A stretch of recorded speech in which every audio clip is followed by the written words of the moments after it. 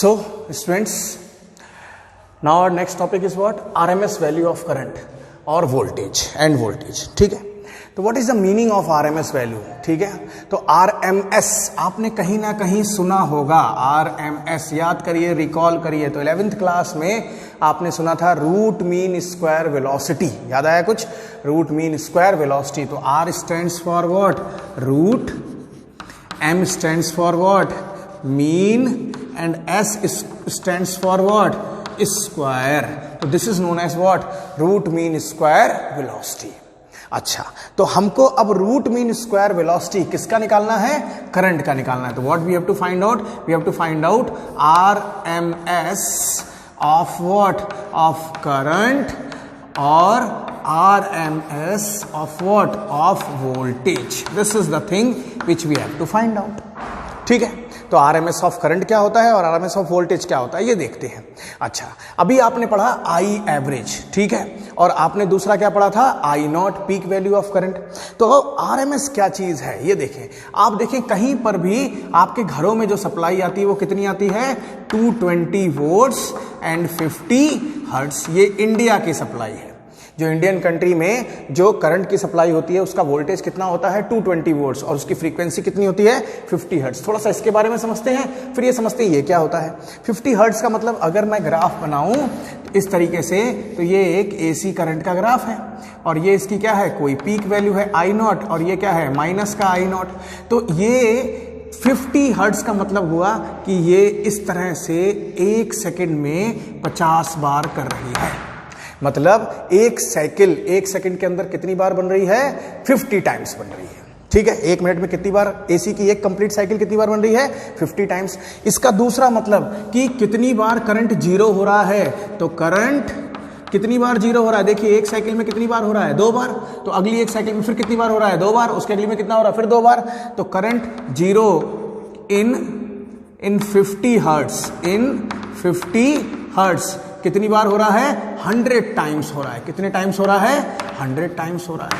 मतलब जो एक बल्ब होता है उसमें करंट इतनी तेज चलता है, इतनी तेज चलता है कि 1 सेकंड के अंदर 100 बार जीरो होता है. तो सोच लीजिए अगर यहां पर ट्यूबलाइट लगी हुई है तो ट्यूबलाइट 100 टाइम्स क्या हो रही है? जीरो हो रही है. मतलब मैंने आपको बताया ऑसिलेशन के एक्सट्रीम, फिर मीन, फिर एक्सट्रीम. तो मीन पे क्या हो रहा है? जीरो. तो ऐसे इतनी तेज हो रहा है कि हम उसको देख ही नहीं सकते. मतलब इतनी तेज फास्ट मूवमेंट हो रहा है कि वी कैन नॉट रिकॉग्नाइज. हमारी नेकेड आइज जो है उसको नहीं देख पाती है. तो इतनी बार ऑन और ऑफ हो रहा है कि हमें पता नहीं चला. इसलिए हमें कैसा लगता है? कंटिन्यूअस फ्लो कर रहा है. ठीक है, ये तो हमने AC के फ्रीक्वेंसी के बारे में पढ़ा.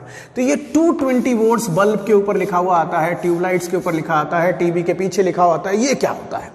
तो this 220 volt is peak value I nought और this is average value? No, this is neither peak value nor average value. This is VRMS value, root mean square value of voltage. Representation कैसे करेंगे? V बनाएंगे और नीचे क्या लिख देंगे? RMS लिख देंगे. तो इसको हम लोग क्या कहेंगे बेटा? VRMS value of what? Of voltage. जो जहां पर, तो अब याद रखिए कहीं पर भी किसी भी न्यूमेरिकल में अगर आपको करंट की सप्लाई के मतलब इस तरीके से लिखा हुआ है 220 वोल्ट 50 हर्ट्ज या कुछ नहीं लिखा, खाली 220 वोल्ट्स लिखा है, 230 उसके आगे पीछे कुछ नहीं लिखा, तो उसको आप कौन सा वोल्टेज मानेंगे? VRMS वोल्टेज मानेंगे. दूसरी चीज, एक रिलेशन होता है जो भी हम ड्राइव करेंगे पाएंगे कि that is VRMS is equal to V nought upon root 2. ठीक है, and IRMS is equal to how much? I nought upon root 2. तो VRMS कितना होगा? V nought upon root 2. IRMS कितना होगा? I nought upon root 2. किसके लिए होगा? जब V बराबर कितना होगा? V nought sine omega T. ध्यान रखना ये इसी के लिए है. और यहां पर जब I बराबर कितना होगा? I nought sine omega T. ठीक है, ये सिर्फ इसी वोल्टेज और इसी करंट के लिए ये वैल्यू होगी. लेकिन एक्चुअल में इसका फॉर्मूला क्या होगा वो देखते हैं अभी. ठीक है, for the voltage V is equal to V nought sine omega t, VRMS is equal to V nought upon root 2. For the current I is equal to I nought sine omega t, IRMS is equal to I nought upon root 2. सबके लिए नहीं होगा, सिर्फ इसी voltage और इसी current के लिए ही ये V नॉट अपॉन रूट 2 या I नॉट अपॉन रूट 2 होगा. अच्छा, इसकी थोड़ी डेफिनेशन देखते हैं. डेफिनेशन क्या है? It is defined that the value of direct current. कौन सा करंट? डायरेक्ट करंट, अभी समझाता हूं। डायरेक्ट करंट आपने कल पढ़ा था, जिसमें करंट कैसे मूव करता है, एक ही डायरेक्शन मूव करता है, उसका मैग्नीट्यूड कैसा रहता है, कांस्टेंट रहता है। It is defined that the value of direct current which produces generated anything which produces the same heating effect. Current से आप क्या जनरेट कर सकते हो, हीटिंग इफेक्ट। कैसे, आपने एक बल्ब लगाया, ठीक है, तो वो a one form of electricity is a one form of energy, it is converted into what, light and heat. या खाली के खाली आपने क्या लगा दिया, हीटर लगा दिया, तो हीट में कन्वर्ट हो गया। तो क्या कह रहा है, it is defined as that value of direct current which produces the same heating effect in a given register. In a given register मतलब किसी रजिस्टेंस के अंदर, रजिस्टर के अंदर, as produced by alternating current for the same time, past for the same time. मतलब मैं एक basic example लेता हूं। मेरे पास में एक बकेट ऑफ वाटर है, मेरे पास में क्या है, एक बाल्टी में बेटा पानी है। मेरा बाल्टी का साइज कितना है, 10 लीटर से, और मैंने 10 लीटर पानी भर दिया। उसके अंदर मैंने पानी, ठंड के दिनों पानी गर्म करने वाली रॉड लगाते हैं, मैंने पानी गर्म करने वाली रॉड ली, उसको 30 मिनट्स के लिए लगा दिया। पहले मैंने डीसी के लिए लगाया, मैंने पहले किसके लगाया, डीसी के लिए। बहुत ध्यान समझना जो मैं बोलना चाह रहा हूं, पहले मैंने किसके लगाया, डीसी के लिए। थोड़ा इसको मिटाल रहा हूं, तो देखिए क्या कहना चाहते हैं, फिर आपको थोड़ा ज्यादा अच्छा समझ में आएगा ये। फिर इसकी सिग्निफिकेंस देखते हैं। तो क्या करा, मेरे पास में क्या है, इस डेफिनेशन का मैं एक्सप्लेनेशन कर रहा हूं, थोड़ा सा एक्सप्लेन कर रहा हूं आपको। देखिए, तो मेरे पास में ये एक बकेट थी, ठीक है, और इस बकेट के अंदर पानी भरा हुआ, कितना पानी भरा हुआ है, 10 लीटर ऑफ वाटर, ठीक है। फर्स्ट केस क्या करा गया, पहला केस, यहां से केस फर्स्ट क्या करा गया, डायरेक्ट करंट पास करा गया, डीसी करंट पास करा गया फॉर 30 मिनट्स या फॉर 30 मिनट्स। तो देखिए, तो H इज इक्वल टू क्या होता है, I² RT। अब रेजिस्टेंस जो आप रॉड लगा रहे हो, जो हीटिंग एलिमेंट है वो कैसा है, सेम है। हीटिंग इसके अंदर आपने ये एक रॉड लगा दी, ये हीटर लगा दिया, क्या लगा दिया आपने, एक ये इस तरीके से हीटर लगा दिया फिलामेंट। इसका रेजिस्टेंस कितना है, R है, ठीक है। डीसी करंट हम पास कर रहे हैं, टाइम हमने कितना ले लिया, 30 मिनट्स ले लिया। हमने देखा, ये मान लीजिए ये निकल के आ गया पानी, इसका हीट निकल के आई 100 जूल, ठीक है। अब क्या करा हमने फिर से वही सेम कंडीशन ली, उतना ही पानी लिया। कितना पानी लिया हमने, 10 लीटर ऑफ वाटर लिया, वही फिलामेंट लिया, ठीक है। लेकिन अब की बार हमने कौन सा करंट पास करा, एसी करंट पास करा। तो ध्यान से देखिए, डीसी करंट के केस में कैसा रहेगा, करंट कांस्टेंट रहेगा। करंट कितना है, कांस्टेंट। मान लीजिए आपने करंट ले लिया था 10 एम्पियर, तो करंट कैसा है, कांस्टेंट है। लेकिन एसी करंट के केस में अगर आपने करंट 10 एम्पियर लिया, तो आपके करंट की वैल्यू धीरे धीरे बढ़ेगी और धीरे धीरे क्या होगी, घटेगी। तो यहां पर 30 मिनट्स में इतना टेम्परेचर नहीं आ पाएगा। तो क्या करेगा ये डीसी करंट की वैल्यू को क्या कर देगा, कम कर लेगा। मैंने एक एग्जांपल ले लिया, 7.7 एम्पियर ले लिया, और देखा गया यहां पर 10 एम्पियर में ये कितना हीट कर रहा है, यहां पर हीट निकल के आ रही थी 100 joule for 30 minutes of heating, 30 minutes of heating. और यहां पर क्या हुआ, 7.7 एम्पियर में आ गया। तो यहां पर करंट की वैल्यू क्या आ गई, 7.7, और यहां पर current. So significance of RMS value. अभी हमने समा आरएमएस और क्या निकल के आया। तो हमने देखा डीसी में 7.7 एम्पियर पे हीट हो जा रहा है 30 मिनट्स में, और उसमें कितने पे हो रहा है, 10 एम्पियर्स में। तो आरएमएस क्या होता है, तो ये देखते हैं, आरएमएस वैल्यू ऑफ करंट, ठीक है। तो इसका सिग्निफिकेंस देखते हैं। देखिए, अगर मैंने एक रजिस्टर ले लिया, अभी आपने पढ़ा रजिस्टर लगाया, ठीक है, और इसके अंदर आपने कोई करंट पास करा, आई। कौन सा करंट पास करा, एसी। मैंने डायरेक्शन नहीं लगाया, कैसा लगाया, एसी करंट। तो ये कितना हीट डेसिपेट करेगा, तो आंसर आया हीट और एनर्जी डेसिपेटेड बाय रजिस्टर, ठीक है, इन टाइम टी। कितना दिया जाएगा जरा बताइए, इन टाइम टी। समझिए इसको, थोड़ा सा कंसेप्ट समझते, सिग्निफिकेंस समझते हैं। तो वो जो एनर्जी लिखी जाए ई, या फिर हीट लिखा जाए एच, कुछ भी लिखा जाए, वो कितना आएगा, आप पढ़ चुके हैं, I² R into what, t, heating effect of current. Current electricity chapter में पढ़े हैं आप इसको, ठीक है। तो E is equal to I² R into t. इसका डेरिवेशन आपने कहाँ देखा, करंट इलेक्ट्रिसिटी में देखा, ये निकल के आया। लेकिन सवाल ये आया, R तो पता है हमको, टी हमको पता है, लेकिन आई कौन सा लें? This is the biggest question, that which I should use? I should use I not value of current. देखिए हम क्या यूज करें कि हम यहां पर आई नॉट यूज करें, तो हमने देखा आंसर अलग आ रहा है। हम यहां पर आई एवरेज यूज कर रहे हैं, तब भी जो हमने कंडीशन देखी, हीट करके देखा बकेट वाले पानी को, तब भी नहीं निकल के आ रहा है।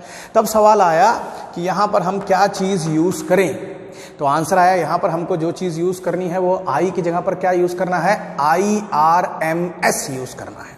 क्या यूज करना है? IRMS। थोड़ा सा देखते हैं, ठीक है, कि क्या है IRMS। मैंने यहां लिखा है, अगर मैं यहां पर देखूं तो यहां पर करंट कोई आया I1, यहां पर आया I2, यहां पर आया I0, फिर यहां पर आया I3, I4 एंड I4।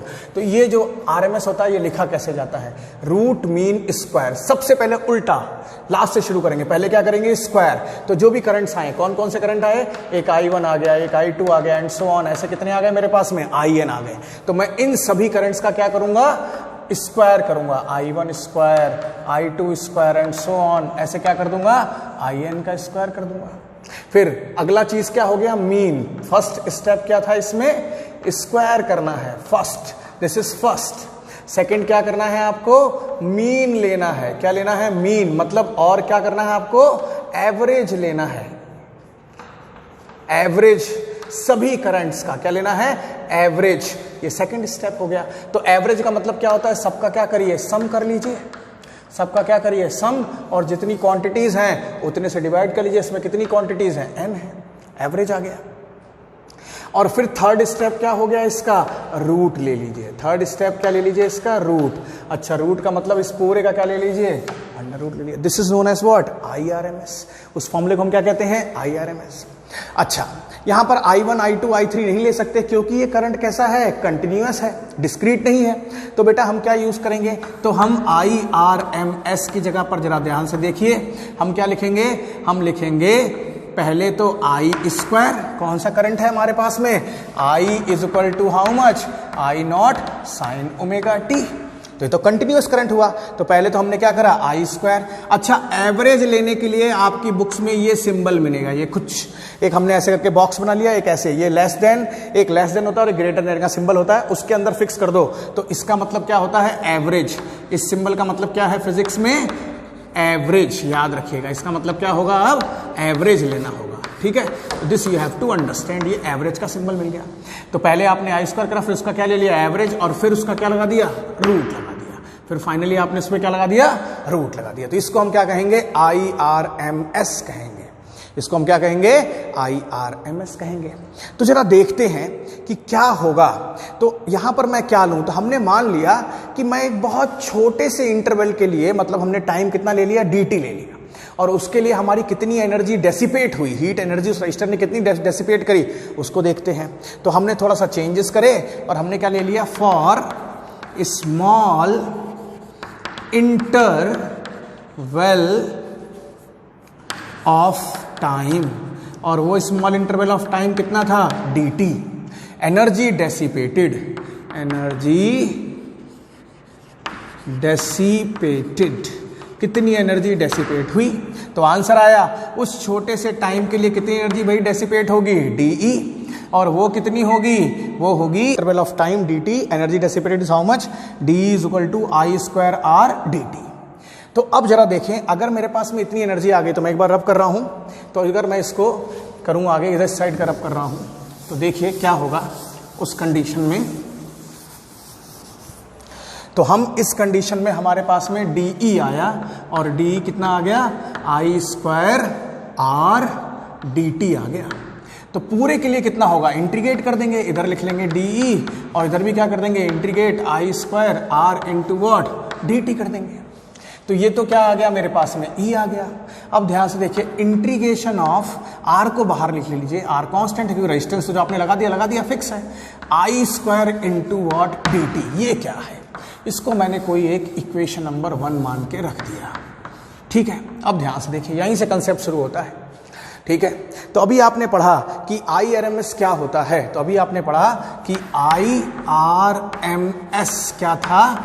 ये था I0 का रूट, और ये तो पढ़ा था। आई स्क्वायर कर दीजिए और उसका क्या कर लीजिए, एवरेज ले लीजिए। ब्रैकेट का मतलब क्या है, एवरेज, मतलब सिंबल्स का मतलब एवरेज, और उसका स्क्वायर रूट ले लीजिए।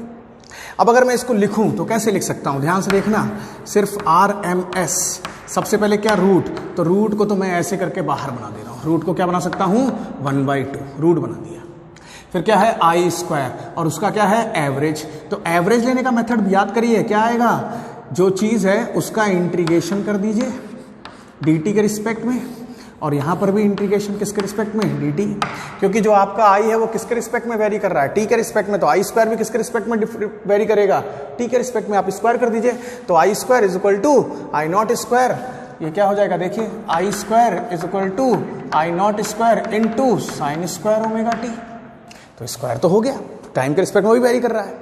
अब ध्यान से देखिए नेक्स्ट स्टेप, अगर हम यहां से देखें तो क्या मिलेगा हमको, तो यहां से देखें, अगर आप इसको सॉल्व करें तो क्या करें, पहले स्क्वायर कर दे दोनों साइड, क्या कर दें, स्क्वायर।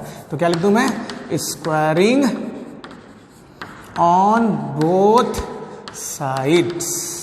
अब देखिए क्या हो गया, जैसे ही आपने स्क्वायर करा तो आपके पास में क्या आ गया, IRMS, ठीक है, MS का स्क्वायर आ गया। इधर क्या हो गया, इंटीग्रेशन बचा, आई स्क्वायर dt बचा, और नीचे कितना बचा, इंटीग्रेशन ऑफ व्हाट, dt बचा। सिंपल सी बात है, स्क्वायर कट गया, ये स्टेप आ गया। अच्छा, इंटीग्रेशन ऑफ dt क्या होता है, कैपिटल T या स्मॉल t, जो भी आप मान लीजिए, लिमिट तो है नहीं। तो अब मैं इसके बाद में यहां लिख रहा हूं, ये एक्सट्रिक बना दे, इससे आप याद रहे कहां कंटिन्यू कर रहा हूं मैं। तो मैं यहां से फिर यहां कंटिन्यू कर रहा हूं, कहां कंटिन्यू कर रहा हूं, इस जगह पर। सॉरी, जब मैंने यहां कंटिन्यू करा तो देखिए क्या आ गया, मेरे पास में आ गया IRMS का square is equal to how much, मेरे पास में आ गया I square dt upon integration of dt। इसको जरा सॉल्व करिए, क्या आ गया, t हो गया। तो ये देखिए I स्क्वायर, नीचे क्या था, RMS, साथ में क्या हो गया, integration of I square into what, dt upon what, t। इसको इधर भेज दीजिए। देखिए बहुत ध्यान से देखिए क्या मिल गया आपको, बहुत अच्छी चीज मिल गई, और वो ये मिल गई कि integration of I square into dt। ध्यान से देखिए इस बॉक्स को, integration of I square dt, और यहां पर भी क्या है आपके पास में, integration of I square dt। तो इस इंटीग्रेशन, ये बॉक्स नंबर क्या है, 2, तो इसकी जगह पर क्या लिख सकते हैं, आई स्क्वायर t। तो फ्रॉम इक्वेशन 1 and 2 क्या मिला आपको, आपको मिल गया energy is equal to, R तो था ही था, इस चीज की जगह पर वहां देखिए फर्स्ट इक्वेशन में क्या लिख देंगे आप, ये लिख देंगे, और ये कितना हो गया, I square RMS into what, t. तो सही से लिखा तो E कितना निकल के आ गया, IRMS का square into R into what, t. तो ये सिग्निफिकेंस पता चला कि जो हमारी एनर्जी डेसिपेट हो रही है उसमें जो करंट निकल रहा है वो कौन सा करंट लिया जा रहा है, IRMS वैल्यू ऑफ करंट लिया जा रहा है। तो do you able to understand what is the value of why the energy dissipated, what is the importance of what, IRMS। So this is the significance of what, IRMS. Now we will derive the relation for IRMS and peak value of current. ठीक है, this is our next lecture. Thank you.